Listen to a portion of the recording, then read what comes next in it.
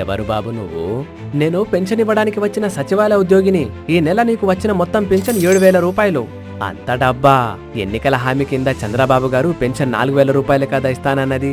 చంద్రబాబు గారు 3 నెలల క్రితమే 4,000 రూపాయలు పెన్షన్ ఇస్తానని హామీ ఇచ్చారు కదా. ఆ పెరిగిన పెన్షన్ ఈ నెల పెన్షన్ తో కలిపి మొత్తం 7,000 రూపాయలు ఇచ్చారు. ఈ రోజుల్లో ఇచ్చిన మాట నిలబెట్టుకునే రాజకీయ నాయకులు ఎవరున్నారు? ఒక్క చంద్రబాబు నాయుడు గారు తప్ప. నిజంగా అతడు చాలా గొప్పవాడు. గొప్పతనం చంద్రబాబు గారిది కాదు, ఆయన్ని గెలిపించిన మీది పెద్ద ఆయన.